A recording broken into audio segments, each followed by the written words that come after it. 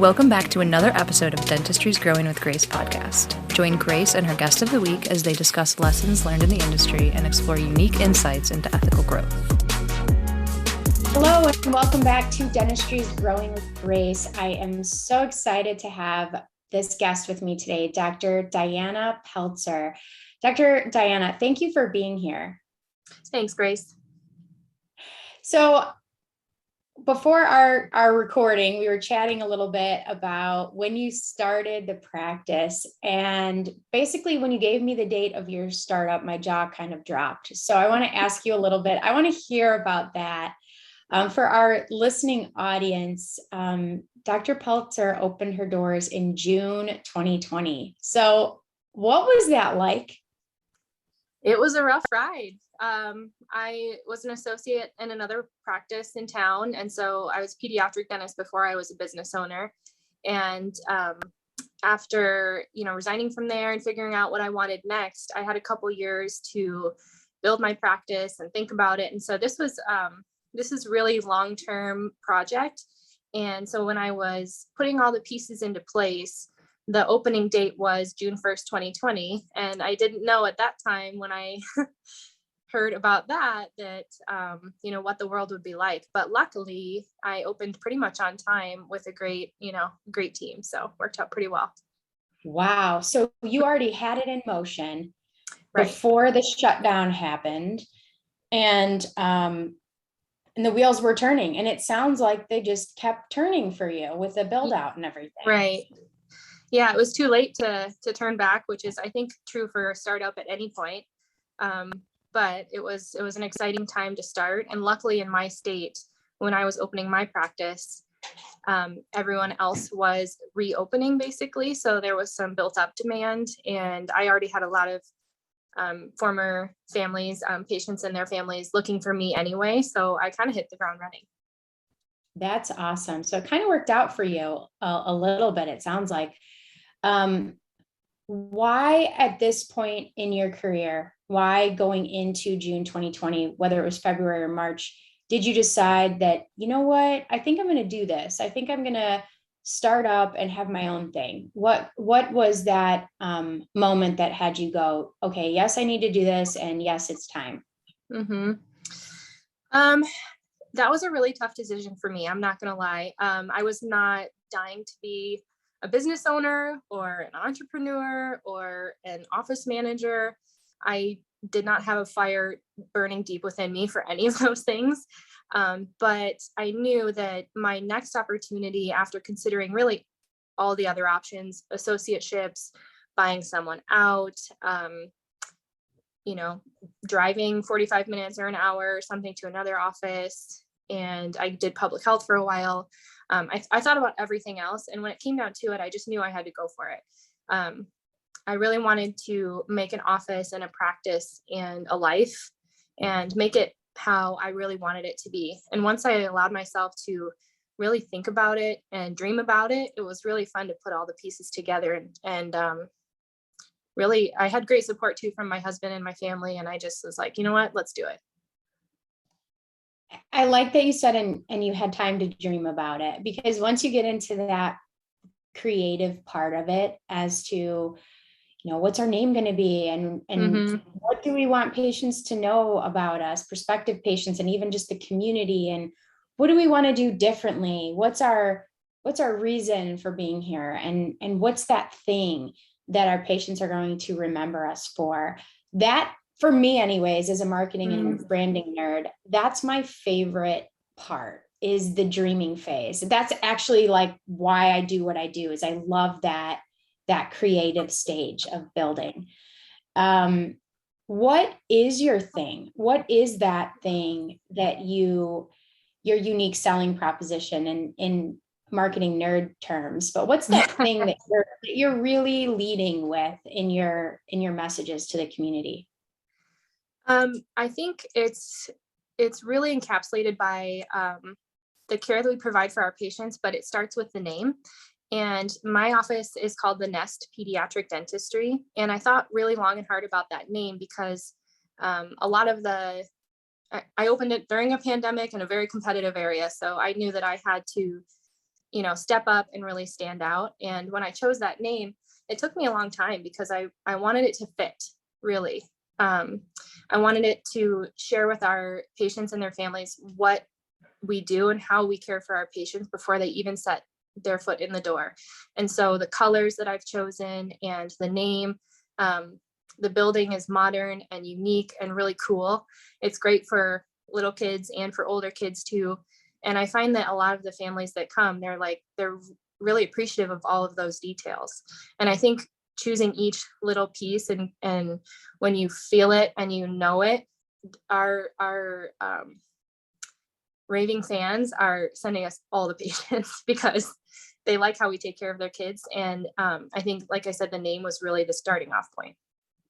It really is. And too many people skip that part, or they go right to, the how, and they skip that meaningful why. And I love the name that you chose, The Nest. As a parent, I feel like I'm right in your target market decision maker zone. As a parent of a 6 and a 7-year-old, I'm like, oh, it's cute. It's different, which is important, but it also communicates safety and comfort. Right. Yes, exactly.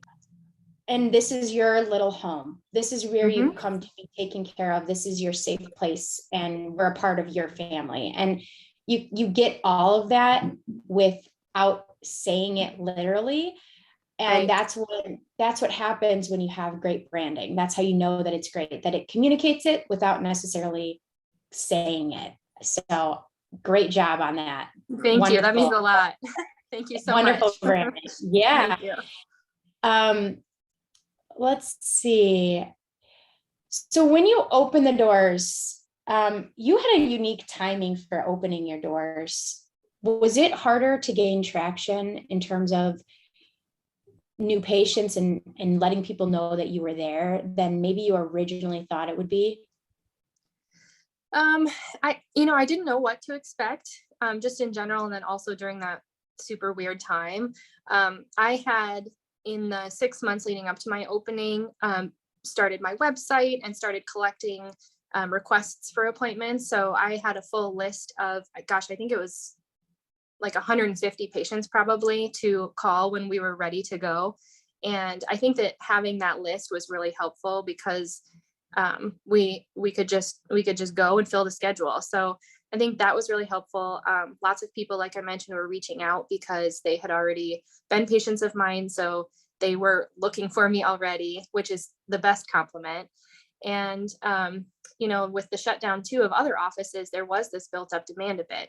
And so having all of that together, once people entered our doors and they felt the experience and they see how well we take care of their kids, it was just like, it was a slam dunk. And our new patient numbers have been really steady and really strong. I think last month we had 130 new patients, which I see patients 3.5 days a week. So that's pretty darn good, I would say, especially in our really competitive market. Absolutely. You had kind of the perfect set of circumstances that everyone else was shut down, that built up demand was there. You had the website out early, so people who already knew you could find you. You had all of these things in place, which is great. A lot of people, when we're building out the website, when we're doing the marketing, a lot of people don't want to launch until their doors are open. They don't want to spend $1 until they are making money. And it's really hard to gauge that situation. And it's always an individual decision to say when you should launch your website and when you should start marketing. It depends on the type of dentistry that you provide. It depends on the level of competition, financial situation as well. Sometimes you don't get, the loan doesn't go through yet, so you're not really sure when you can start those things. But it sounds like you did all the right things and that you're really doing great. But someone's listening right now going, oh, I wasn't going to launch my website until I opened my doors, or I've been holding off on doing any marketing until my doors are open. But there are things you can do to build that buzz and let people know that you're coming to town. So that's great to hear. What advice would you give to someone who's new to a leadership owner role and building a team? I've learned a lot by just trial and error, honestly. I think doing a lot myself in the beginning of my practice was the best teaching experience, because I received our first EOB with our first payment, and that's literally the first one I'd ever seen. I entered all the claims and payments myself. I hired my team, let go of people myself, and I've figured it out. And so I think just jumping in and not being afraid, because as a dentist, we've been trained problem solvers. We know how to get in there and analyze and adapt and figure it out. And so we have those skills. And I think just being confident and careful, but intentional with your choices can be really helpful. Absolutely. And it's tough. It's definitely tough. There's always going to be change. There's always going to be turnover. I think when you go into an ownership role, you have the dream, right? Like we talked about before, you have the time to dream and build exactly what you want. But there are factors that are outside of our control. Like people are going to get pregnant and go on leave, and people are going to move, and some people are going to change professions, change careers, or go to different offices. And it's not always a direct hit or a reflection of you. And I think really great leaders can take a punch in business. That's just how I'm going to put it. They can take a punch and they can roll with the punches, and they can keep moving forward despite different obstacles. But the obstacles will always be there. They're just going to be different from day to day. So right. Do you relate? Are you relating to that at all? Oh my gosh, so much. I feel like I'm constantly figuring things out, and I've got it pretty well taken care of, and then something else pops up. And I think that's the exhausting part of it, is it's a chronic problem solving, and it's a project. It's not a startup, it's a project for the rest of my life. For the rest of as long as you're the owner, it is going to be a series of figuring it out. And it's so fun, and it's so exciting, and it's so rewarding. And the longer you're figuring out challenges, the quicker you get at decision making and all of the things that come with figuring those things out. It's just a very fun challenge. And I hope that with every punch that you're taking, that you are enjoying the challenge and kind of getting to that, because every challenge you overcome, you're a little stronger with each challenge. You get a little bit better with each challenge. So that's so true. it really is. I think as business owners, like we get into even like social media and marketing, and everybody wants to put their best foot forward. So no one wants to talk about the unexpected turnover or all of those obstacles, not even just that, but it could be patients finding you or insurance reimbursement issues or whatever it is. People often don't want to talk about those difficult things. And so now in this world of social media, we have people only putting their success story forward, but really not always sharing any of the obstacles. Last question for you. What would you say has been one of your most exciting obstacles to kind of work through? I'll put it that way.